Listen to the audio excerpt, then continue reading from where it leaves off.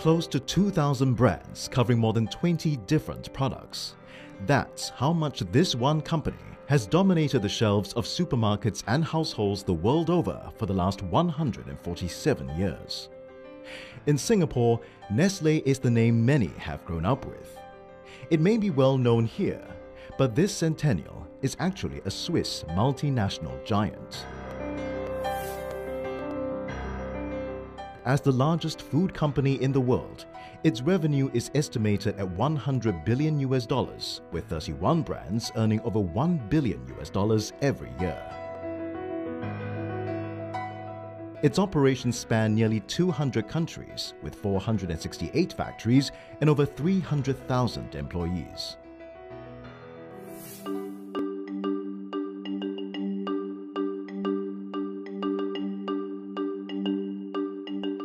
While it has expanded far and wide over the years, the values it upholds continues to be the very ones embodied by its founder, Henri Nestle. Pragmatism, flexibility, and a willingness to learn. These have all stood the test of time. Nestle was formed in 1905, the result of a merger between rivals Anglo-Swiss Milk Company and Nestle. But the seeds of its origin go back nearly 40 years before, to 1867, when a uniquely created product, a combination of cow's milk, wheat flour and sugar, was launched in Switzerland. Henri Nestle's creation was Farine Lactée, the company's first infant food product. Well, at that time, when Farine Lactée was invented, there was a high mortality rate for newborn kids, around 15–25% across Europe. So Henri Nestle, which was a pharmacist, a German pharmacist, invented the Farine Lactée, which was addressing exactly that need, in order that you could overcome the malnutrition of kids through a complete solution. And this has basically become the cornerstone of our nutrition element, which is so close to our heart. The ability to see an opportunity in challenging situations not only gave Nestle its start, it would later become the bedrock of this centennial's business. And from the start, it was not content to remain a Swiss-bound company. Henri Nestle himself was an immigrant from Germany, and he saw the whole world as his true market. In that spirit of expansion, the centennial began its Singapore operations in 1912. Singapore, along with other countries of the region like Malaysia, Philippines, India, were part of this expansion. Clearly, Singapore, for its geographical location, has always been strategic for us as a company. In fact, this is the first place we created the first R&D center, called East Reco at that time, in 1980. It is through its R&D that Nestle has been able to develop different products. One, in particular, introduced this part of the world to a whole new way of feeding their babies. And it came in a handy little can. From the onset, the condensed milk was tremendously popular with the consumers of Singapore. This veteran Nestle Singapore employee of 50 years recalls just how much. They also use the milk as a morning drink because in the early days, powdered milk is not the norm. So basically, milk was then the very norm for babies and for children. Then came World War I. The global unrest made it difficult to get raw materials and distribute its products. But instead of crumbling under the chaos, Nestle turned adversity into opportunity once more. The shortage of milk, and the US government entrusted Nestle to find a solution to this type of need, which was in the form of, obviously, milk powder. And we doubled the business through that type of opportunity that came out of that issue. Nestle ended up purchasing several existing factories in the United States, and by the end of the war, had 40 factories worldwide and a 100% increase in its production. Mining opportunities from difficulties. That would continue to be this centennial's strategy for growth. Well, after the First World War, things changed, and changed also for us as a company. In 1921, we had the first loss of the company. And this was very basically because the consumer needs changed. So we moved from condensed and powdered milk. People started again going back to fresh milk. For the first time, Nestle products were losing their appeal. Government demand for powdered milk dried up and people reverted to drinking fresh milk. To rise above this waning interest in its milk products and the deep economic woes of the 1920s, Nestle diversified into the chocolate business. It acquired Peter K. Quayler's Swiss chocolate company. The acquisition gave the company a new and very important product that sparked further variations like this. Milo came out of a need. After the Great Depression, children were malnourished. They had really issues of eating healthy stuff. And Mr. Main, one of our engineers, invented a product made by milk and combining milk and cocoa, and the name is Milo. And Milo is after the Greek god, which obviously represents strength, right, and energy. This product was launched in Sydney in 1934. It was a big success because it basically, again, was addressing a need for people and was overcoming an issue of malnutrition and was addressing exactly those elements. Milo quickly became a raging success, expanding beyond Australia to make it big in Asia, Africa, and Latin America. In Singapore, Milo was a hot item amongst the officers of the British naval base stationed in the country from the late 1930s to 1971. They also have staff staying inside the naval base. On that basis, they need to have supply to the staff. During that period, if they are consuming a couple of cases, quite a number of cases of Milo, I believe that was the most popular. Just as things were turning around for Nestle, World War II erupted. Profits fell from $20 million in 1938 to just $6 million the next year. Again, instead of bunkering down, it learned from its previous war experience. It drew on its strength in R&D and diversified into relatively untested waters. Leveraging an unexpected surplus in the American economy, it gave millions a new morning ritual, Nescafe. The American government had a huge amount of Brazilian coffee beans in stock, and they didn't know what to do because obviously coffee beans after some time deteriorate. So again, they came to us, Nestle, and said, could you make soluble coffee out of these coffee beans? And it happened by chance that we were already working on this type of project. So in 1938, out of this type of request, and also because we were forward-looking and we were already working on this project, Nescafe was born. And then you know the success of Nescafe because Nescafe became also a very important moment of relief for the American troops because we were serving coffee through Nescafe to the US troops. And that's the beginning of the Nescafe brand. Since its inception, Nestle has been about providing for the nutritional and nourishment needs of the world by turning adversity into opportunity. But the world that would emerge from World War II would prove to be a markedly different one. And with that came new challenges the company had to face.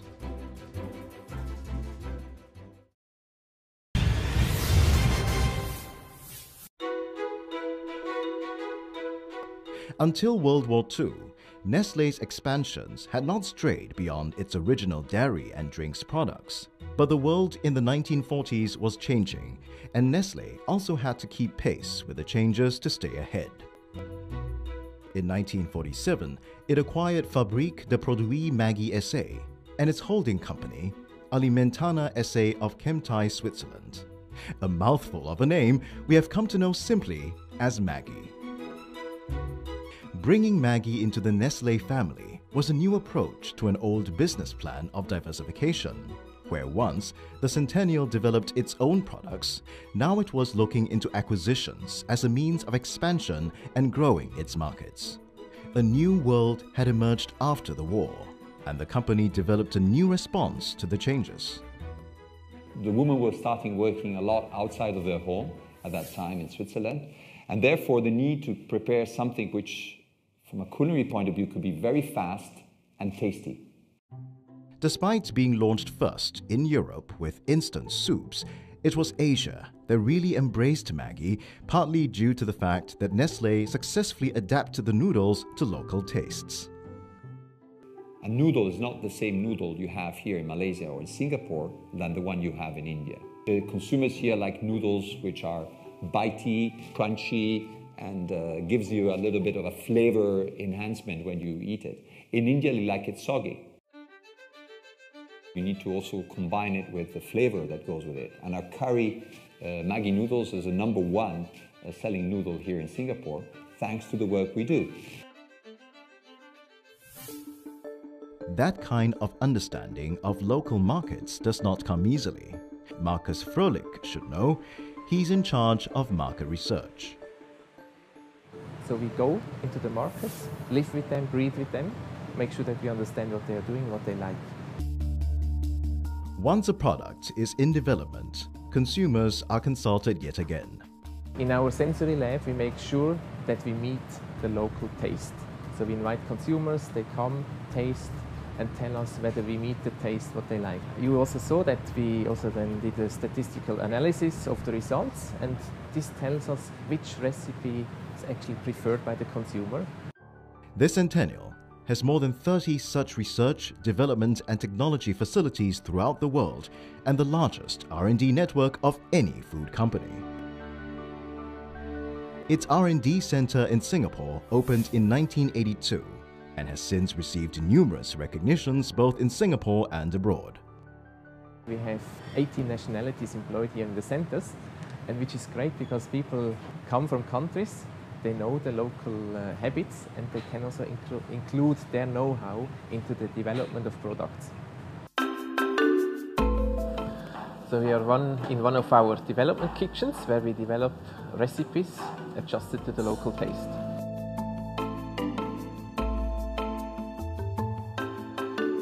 So I'm doing now is a basic Tom Yum soup. Alright, it's getting from the immersion from Thailand, Bangkok. So what is done basically is about a fresh ingredient, about lemongrass, galanga, alright, chili padi, and also the lime leaf to make a simple Tom Yum based Tom Yum soup. At this R&D facility, they even grow their own herbs to try out different recipes, ensuring that they work only with the freshest and best ingredients. This kind of sensitivity to consumer demands was how Nestle was able to develop a product like Coffee Viet, specially for its Vietnamese market. So we noticed when we went there that people actually brew the coffee together with soya beans, which is a practice which we do not know anywhere else. What we did, we took this idea, went into our factories and adjusted our brewing process. And the result was we can provide a coffee with the same characteristics, which is available in an instant. To maintain its competitive edge in the different global markets, even when it produces the same product, this centennial customizes the recipe right down to the last detail. Singaporeans in the white coffee range prefer much more creaminess than coffeeness. In Australia, where coffeeness has a bigger appeal, you need to tone down the coffeeness and maybe some elements of sugar and tone up the coffee. With increased emphasis on living and eating healthily, Nestle has also used R&D to improve the nutritional value of its products in order to meet evolving consumer needs. But as far as nutrition is concerned, what they try to do now is to reduce the fat, reduce sugar, reduce salt, but still at the same time maintaining the taste of the product.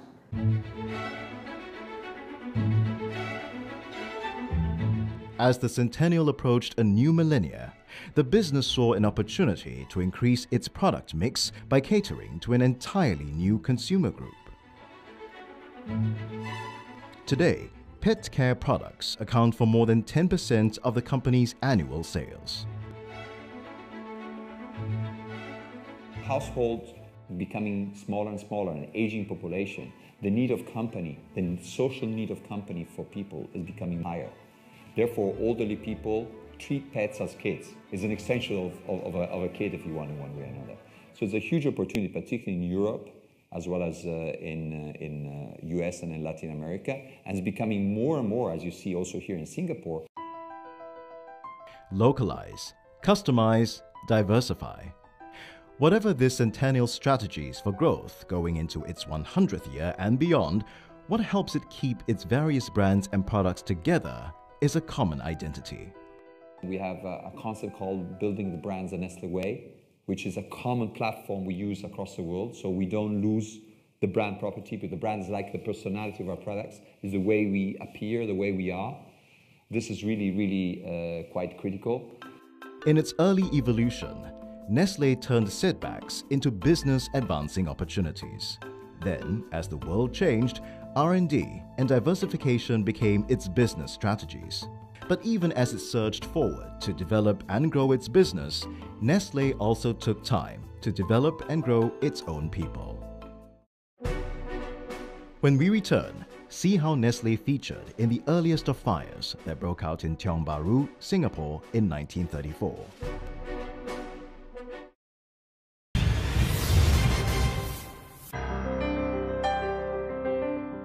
Like many who work in Nestle, Joseph Tan is a long-serving employee. He has been with the company for over 50 years. He attributes his loyalty to the company's willingness to allow him to challenge new boundaries. I find that the sales job quite interesting, so I check with the MDC whether there's any opportunity for us to be given a chance to work in a different department. He said, sure, everybody is given equal opportunity. Then I went over to join the sales department. This freedom to explore is a common experience many other employees enjoyed. I started off as a factory engineer, so I was given much freedom to do what I think is best for the company. So I was able to progress through the career ladder, and I can see that Nestle is a company that really looks after its people.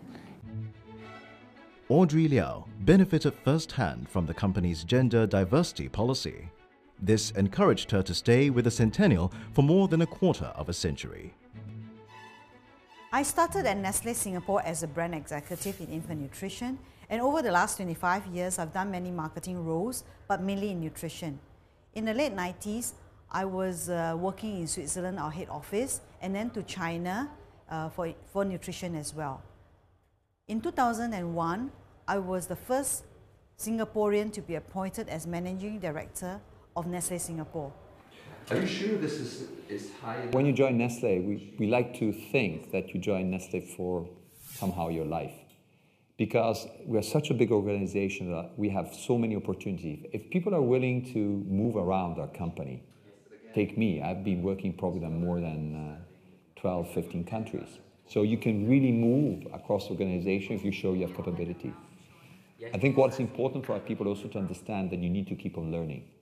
We are a learning organization because you need to adapt yourself also to different cultures. The Centennial's commitment to long-term relationships extends beyond its employees.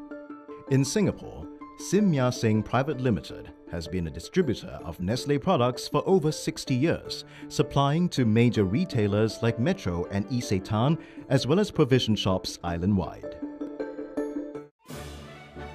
Just as this Centennial looks out for its stakeholders and staff, it looks out for the rest of the world as well.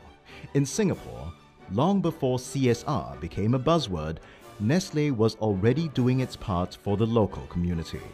In 1934, it donated milk supplies to support the victims of a fire that swept through Bukit Ho Swee, Tiong Bahru and Havelock Road and left 5,000 people homeless. Nestle also sponsored sporting events, fulfilling the twin purposes of supporting nutrition and building its breakfast foods business.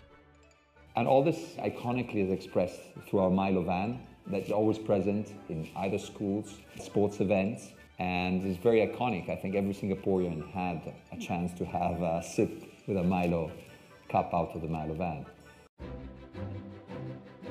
Nestle is also committed to sustainable agriculture. Since 2001, it has been party to several initiatives that seek to ensure that farmers are taught to farm in such a manner that doesn't damage the environment, like the Sustainable Agriculture Initiative and the Cocoa Plan. By this year, 80% of Nespresso's coffee will have come from Rainforest Alliance certified farms. The best expression to say this and I'll try to say it with the correct Chinese words, it's a Wei Qi, which means sudden danger, hidden opportunity. We've seen through the history of the company, we've always been able to look at what was happening around us, understand the context, and then react to it in a positive manner, in a constructive manner, and many times anticipating things. I strongly believe that if you create a culture of innovation, which we always have had, and you nurture it more with the modern technology, the modern times, and particularly you making use of this connectivity, the social elements that we have access to with the internet, I think we will succeed, not only for 100 years, for more than another 100 years. And this sentiment isn't just one felt by the management. Nestle's staff is equally committed to and confident of the company's longevity. Everybody's on Facebook, social media, etc. And we are also now trying to see how we can exploit this trend to sort of leverage this and sort of communicate this, use this platform to communicate better to the consumers, drive our brands top of mind with these consumers, as well as to drive them to our operators' premises so that we work on growing the business together. Nestle has been good at what it is doing now, so it has been focusing on consumers, providing them the best value for the product they buy, and then doing sufficient research to know what are their needs and producing product to meet their needs. I think if Nestle continue to do that and even more, it will be able to sustain for the next 100 years or more.